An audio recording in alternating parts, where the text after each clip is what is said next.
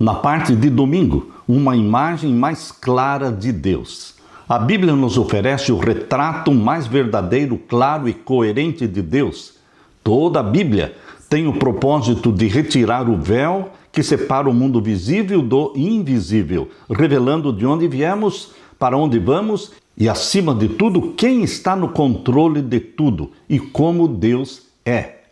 De Gênesis até o Apocalipse, lemos a respeito do único Deus verdadeiro que se revela a nós por meio das Escrituras e principalmente por meio de Jesus Cristo, a mais perfeita revelação de Deus, o Deus encarnado. A Bíblia fala de inúmeras características de Deus que nos dão razões incontáveis para amá-lo e desejar um relacionamento constante com Ele.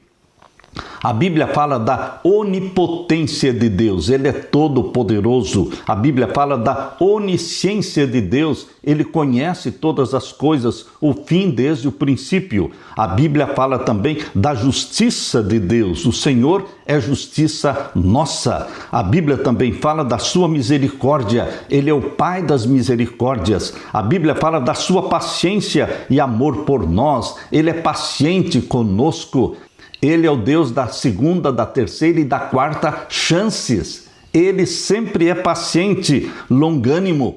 A Bíblia fala da sua sabedoria, da sua graça infinita. Graça esta que já se manifestou no Jardim do Éden, quando um cordeiro foi morto e Adão e Eva foram vestidos com a pele do cordeiro. É a graça divina que foi consolidada na morte de Jesus Cristo na cruz. Ali, a porta da graça foi escancarada, foi aberta. Antes da morte de Jesus, a graça era uma promessa.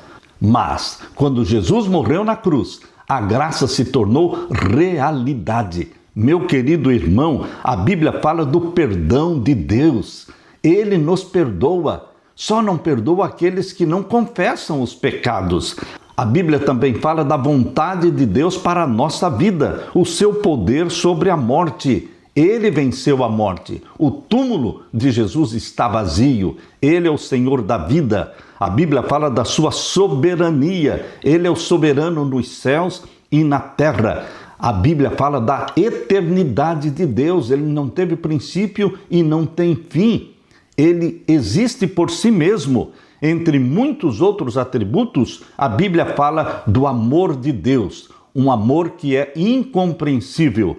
Quanto mais conhecermos a Deus e entendermos quem Ele é, mais o amaremos e mais desejaremos desenvolver um relacionamento íntimo e contínuo com Ele.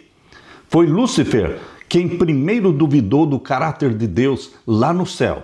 Suas dúvidas sobre quem é o Senhor deram início à maior batalha da história do universo. Apocalipse 12, verso 7. Desde então, é o constante cuidado de Satanás manter a mente dos homens ocupada com aquilo que os impede de obter o conhecimento de Deus. Satanás não se importa com a imagem que alguém faz de Deus, seja panteísta, seja a imagem ateísta ou deísta, ou qualquer outra ideia, desde que essa imagem não corresponda à realidade. Ele quer, na realidade, Satanás deseja, em primeiro lugar, deturpar a imagem de Deus. Ele quer apresentar diante do mundo uma caricatura de Deus, uma caricatura feia, de um Deus ruim, sarcástico e que é vingativo. Abra sua Bíblia e vamos ler em Gênesis capítulo 3. Gênesis capítulo 3 e os versos 1 até o verso 5. Aqui diz: mas a serpente, mais astuta que todos os animais selvagens, que o Senhor Deus tinha feito, disse à mulher. Na realidade era Satanás falando através da serpente. Serpente nunca falou e nunca vai falar, mas Satanás fez da serpente sua médium. E aqui diz, no verso 1, é verdade que Deus disse, não comam do fruto de nenhuma árvore do jardim? Não foi isso que Deus falou. Deus disse o contrário, comam de todas as árvores, menos de uma. Mas Satanás inverteu o que Deus falou. E o verso número 2, a mulher respondeu à serpente. Querido irmão e irmã, você não pode conversar com Satanás. Você não pode conversar com pessoas possessas, endemoniadas. Satanás deve ser expulso, mas não podemos dialogar com ele. Eva dialogou e foi enganada. A mulher respondeu à serpente: do fruto das árvores do jardim podemos comer, mas do fruto da árvore que está no meio do jardim, Deus disse: vocês não devem comer dele, nem tocar nele, para que não venham a morrer. Então a serpente disse à mulher: é certo que vocês não morrerão. Exatamente o contrário do que Deus falou em Gênesis 2:17. Certamente morrerão se vocês comerem da árvore do conhecimento do bem e do mal. E Satanás disse: certamente não morrerão. Ele é um mentiroso, pai da mentira. Morre ou não morre? Será que Adão e Eva morreram? Morreram sim. Se você pensar, bom, Adão comeu do fruto e não morreu, ele morreu 930 anos depois? Não, meu querido irmão. No momento exato em que Adão comeu do fruto proibido, morreu a natureza santa espiritual e as vestes gloriosas de Adão e Eva desapareceram. Morreu a natureza santa espiritual. Sim, no exato momento em que ele comeu do fruto. E fisicamente ele morreu 930 anos depois. Sim, quando Adão pecou, ele morreu. E nós morremos porque o pecado entrou por Adão. Romanos 5,12 diz: por um homem entrou o pecado, não por uma mulher.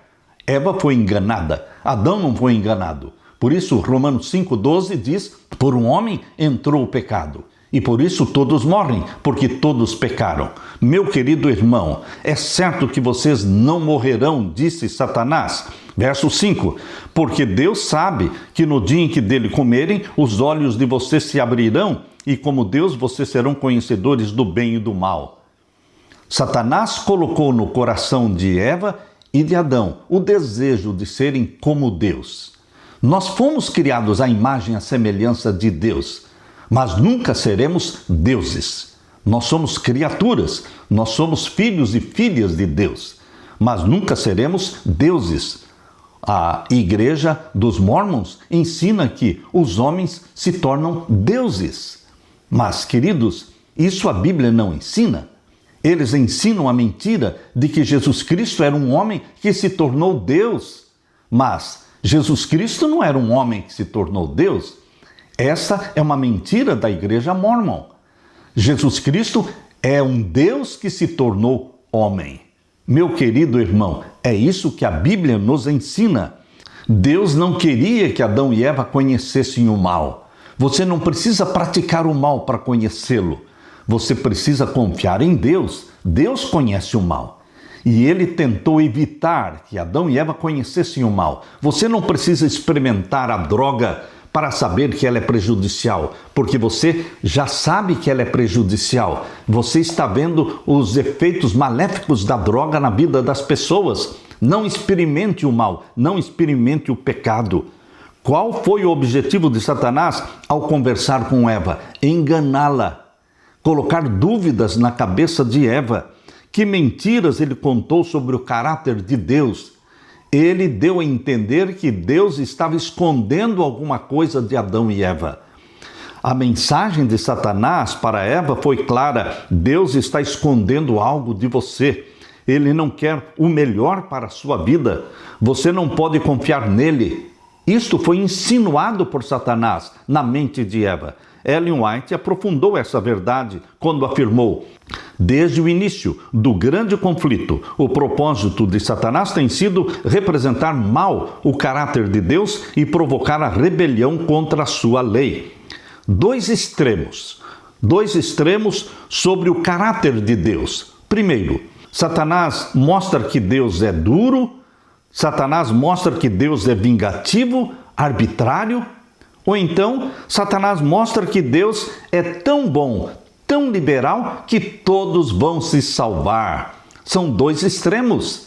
Mas, meu querido irmão, Deus é justo, Deus é misericórdia.